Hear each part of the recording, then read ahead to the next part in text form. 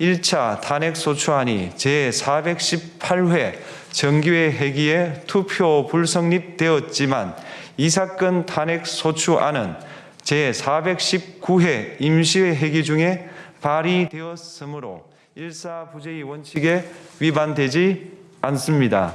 한편 이에 대해서는 다른 회기에도 탄핵소추안의 발의 횟수를 제한하는 입법이 필요하다는 재판관 정형식의 보충 의견이 있습니다. 이 사건 계엄이 단시간 안에 해제되었고 이로 인한 피해가 발생하지 않았으므로 보호 이익이 헌결되었는지 여부에 대해서 보겠습니다. 이 사건 계엄이 해제되었다고 하더라도 이 사건 계엄으로 인하여 이 사건 탄핵 사유는 이미 발생하였으므로 심판의 이익이 부정된다고 볼 수 없습니다. 소추 의결서에서 내란죄 등 형법 위반 행위로 구성하였던 것을 탄핵 심판 청구 이후에 헌법 위반 행위로 포섭하여 주장한 점에 대하여 보겠습니다. 기본적 사실관계는 동일하게 유지하면서 적용 법조문을 철회, 변경하는 것은 소추사유의 철회, 변경에 해당하지 않으므로 특별한 절차를 거치지 않더라도 허용됩니다. 피청구인은 소추사유에 내란죄 관련 부분이 없었다면 의결 정족수를 충족하지 못하였을 것이라고 주장하지만 이는 가정적 주장에 불과하며 객관적으로 뒷받침할 만한 근거도 없습니다. 대통령의 지위를 탈취하기 위하여 탄핵소추권을 남용하였다는 주장에 대하여 보겠습니다. 이 사건 탄핵소추안의 의결 과정이 적법하고 피소추자의 헌법 또는 법률 위반이 일정 수준 이상 소명되었으므로 탄핵소추권이 남용되었다고 볼 수 없습니다. 그렇다면 이 사건 탄핵심판 청구는 적법합니다. 한편 증거법칙과 관련하여 탄핵심판 절차에서 형사소송법상 전문법칙을 완화하여 적용할 수 있다는 재판관 이미선, 김형두의 보충 의견과 탄핵심판 절차에서 앞으로는 전문법칙을 보다 엄격하게 적용할 필요가 있다는 재판관 김복형, 조한창의 보충 의견이 있습니다. 다음으로 피청구인이 직무집행에 있어 헌법이나 법률을 위반하였는지 피청구인의 법 위반 행위가 피청구인을 파면할 만큼 중대한 것인지에 관하여 살펴보겠습니다. 우선 소추 사유별로 살펴보겠습니다. 1. 이 사건 계엄 선포에 관하여 보겠습니다. 헌법 및 계엄법에 따르면 비상계엄 선포의 실체적 요건 중 하나는 전시, 사변 또는 이에 준하는 국가 비상사태로 저가 교전 상태에 있거나 사회 질서가 극도로 교란되어 행정 및 사법 기능의 수행이 현저히 곤란한 상황이 현실적으로 발생하여야 한다는 것입니다. 피청구인은 야당이 다수 의석을 차지한 국회의 이례적인 탄핵소추 추진, 일방적인 입법권 행사 및 예산삭감 시도 등의 전횡으로 인하여 위와 같은 중대한 위기사항이 발생하였다고 주장합니다. 피청구인의 취임 후 이 사건 계엄 선포 전까지 국회는 행안부 장관, 검사, 방통위위원장, 감사원장 등에 대하여 총 22건의 탄핵소추안을 발의하였습니다.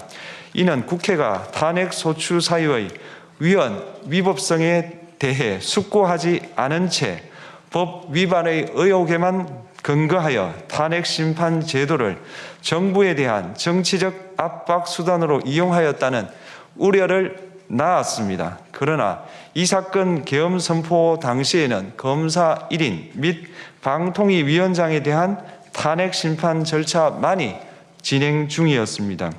피청구인이 야당이 일방적으로 통과시켜 문제가 있다고 주장하는 법률안들은 피청구인이 제의를 요구하거나 공포를 보류하여 그 효력이 발생되지 않은 상태였습니다. 2025년도 예산안은 2024년 예산을 집행하고 있었던 이 사건 계엄 선포 당시 상황에 어떠한 영향을 미칠 수 없고 위 예산안에 대하여 국회 예결특위의 의결이 있었을 뿐 본회의의 의결이 있었던 것도 아닙니다. 따라서 국회의 탄핵소추, 입법, 예산안 심의 등의 권한 행사가 이 사건 계엄 선포 당시 중대한 위기 상황을 현실적으로 발생시켰다고 볼 수 없습니다. 국회의 권한 행사가 위법, 부당하더라도 헌법재판소의 탄핵 심판, 피청구인의 법률안 제의 요구 등 평상시 권력 행사 방법으로 대처할 수 있으므로 국가 긴급권의 행사를 정당화할 수 없습니다. 피청구인은 부정선거 의혹을 해소하기 위하여 이 사건 계엄을 선포하였다고도 주장합니다. 그러나 어떠한 의혹이 있다는 것만으로 중대한 위기 상황이 현실적으로 발생하였다고 볼 수는 없습니다. 또한 중앙선관위는 제22대 국회의원 선거 전에 보안 취약점에 대하여 대부분 조치하였다고 발표하였으며 사전, 우편, 투표함, 보관장소, CCTV 영상을 24시간 공개하고 개표 과정에 수검표 제도를 도입하는 등의 대책을 마련하였다는 점에서도 피청구인의 주장은 타당하다고 볼 수 없습니다.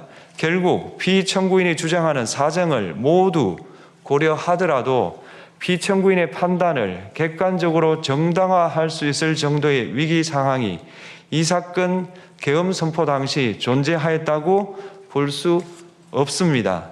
헌법과 계엄법은 비상계엄 선포의 실체적 요건으로 병력으로서 군사상의 필요에 응하거나 공공의 안정질서를 유지할 필요와 목적이 있을 것을 요구하고 있습니다. 그런데 피청구인이 주장하는 국회의 권한 행사로 인한 국정마비 상태나 부정선거 의혹은 정치적, 제도적, 사법적 수단을 통하여 해결하여야 할 문제이지 병력을 동원하여 해결할 수 있는 것이 아닙니다. 피청구인은 이 사건 계엄이 야당의 전횡과 국정위기 상황을 국민에게 알리기 위한 경고성 계엄 또는 호소형 계엄이라고 주장하지만 이는 계엄법이 정한 계엄 선포의 목적이 아닙니다. 또한 피청구인은 계엄 선포에 그치지 아니하고 군경을 동원하여 국회의 권한 행사를 방해하는 등의 헌법 및 법률 위반 행위로 나아갔으므로 경고성 또는 호소형 계엄이라는 피청구인의 주장을 받아들일 수 없습니다. 그렇다면 이 사건 계엄 선포는 비상계엄 선포의 실체적 요건을 위반한 것입니다. 다음으로 이 사건 계엄 선포가 절차적 요건을 준수하였는지에 관하여 보겠습니다. 계엄 선포 및 계엄사령관 임명은 국무회의의 심의를 거쳐야 합니다. 피청구인이 이 사건 계엄을 선포하기 직전에 국무총리 및 9명의 국무위원에게 계엄 선포의 취지를 간략히 설명한 사실은 인정됩니다.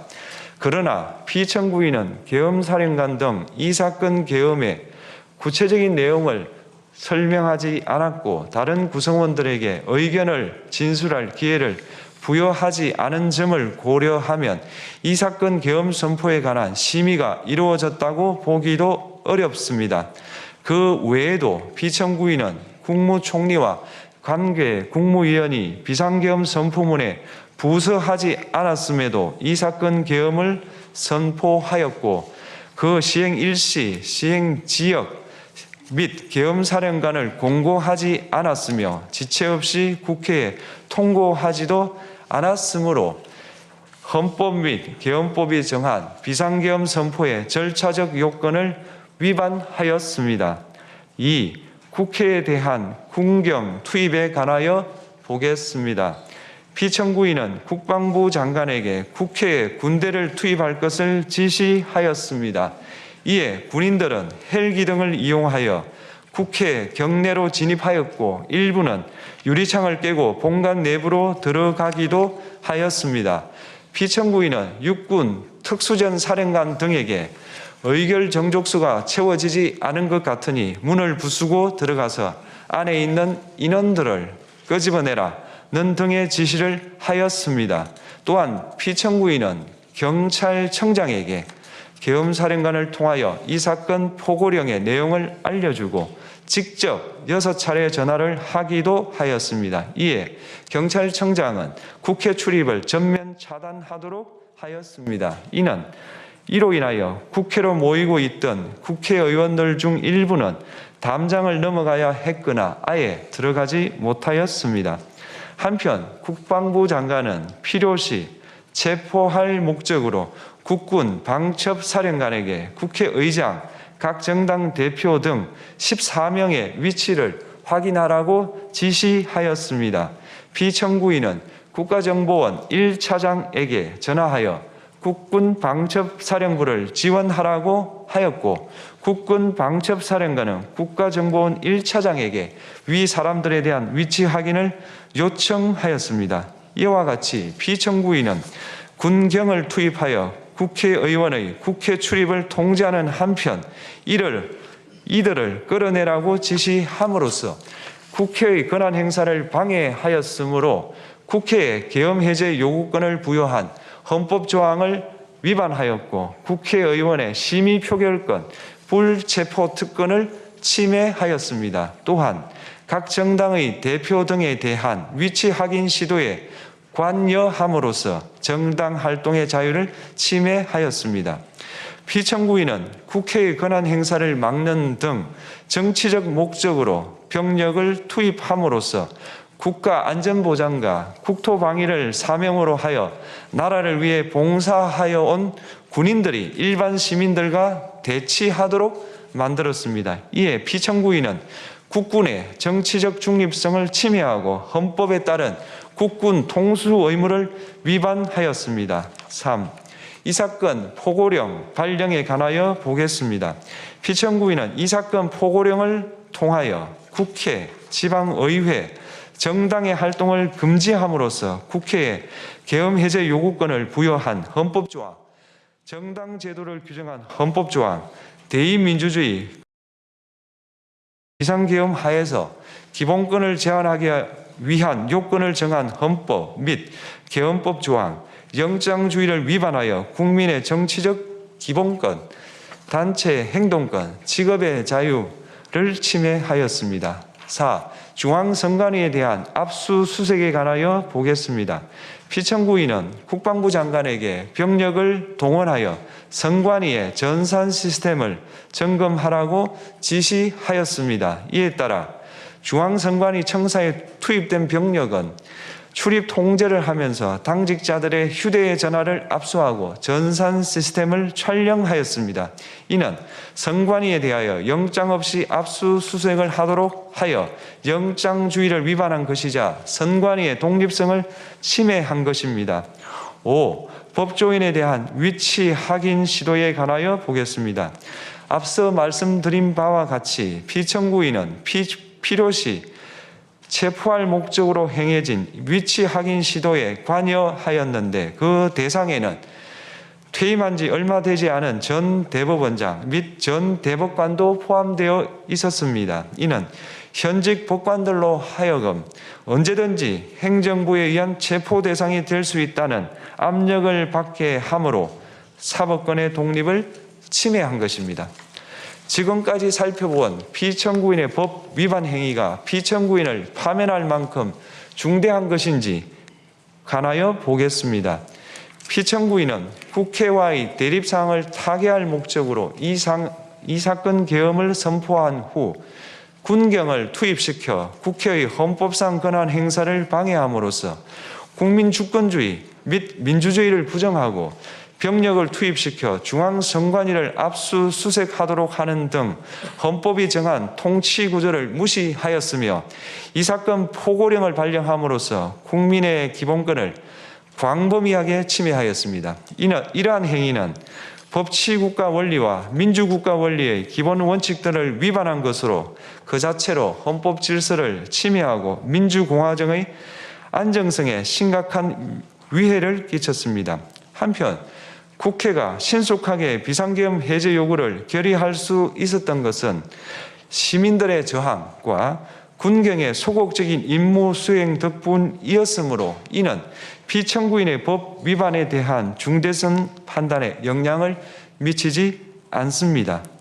대통령의 권한은 어디까지나 헌법에 의하여 부여받은 것입니다.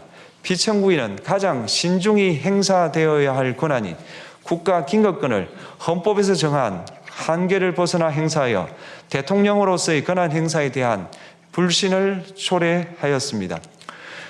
피청구인이 취임한 이래 야당이 주도하고 이례적으로 많은 탄핵 소추로 인하여 여러 고위공직자의 권한 행사가 탄핵 심판 중 정지되었습니다. 2025년도 예산안에 관하여 헌정사상 최초로 국회 예산결산특별위원회에서 정액 없이 감액에 대해서만 야당 단독으로 의결하였습니다. 피청구인이 수립한 주요 정책들은 야당의 반대로 시행될 수 없었고 야당은 정부가 반대하는 법률안들을 일방적으로 통과시켜 피청구인의 제의 요구와 국회의 법률안 의결이 반복되기도 하였습니다. 그 과정에서 피청구인은 야당의 전횡으로 국정이 마비되고 국익이 현저히 저해되어 가고 있다고 인식하여 이를 어떻게든 타개하여야만 한다는 막중한 책임감을 느끼게 되었을 것으로 보입니다. 피청구인이 국회의 권한 행사가 권력 남용이라거나 국정 마비를 초래하는 행위라고 판단한 것은 정치적으로 존중되어야 합니다. 그러나 피청구인과 국회 사이에 발생한 대립은 일방의 책임에 속한다고 보기 어렵고 이는 민주주의 원리에 따라 해소되어야 할 정치의 문제입니다.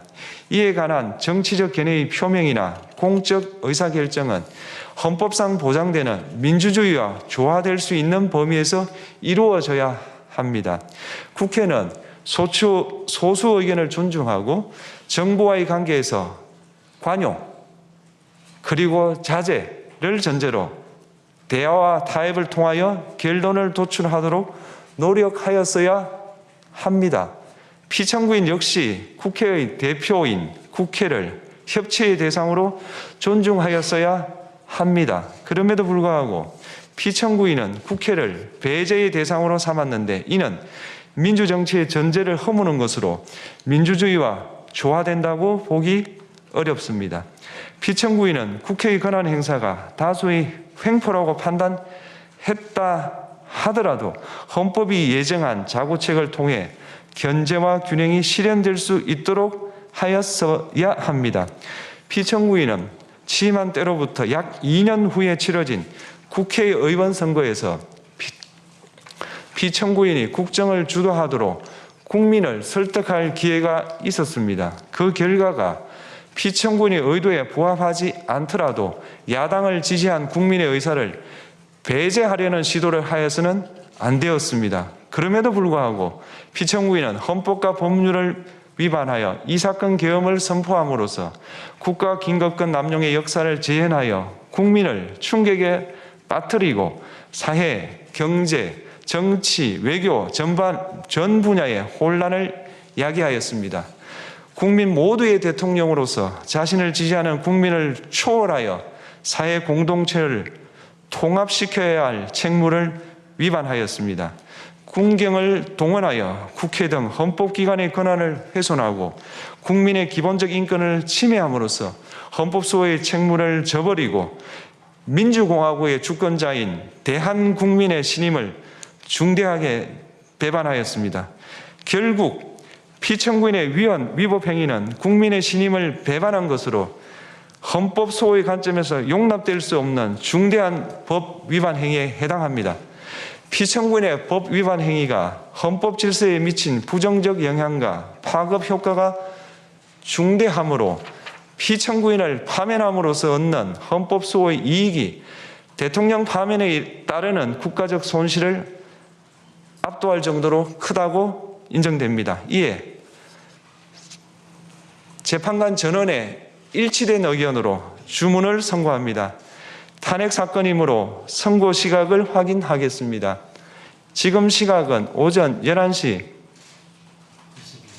22분입니다. 주문, 피청구인 대통령 윤석열을 파면한다. 마치겠습니다. 네, 조금 전에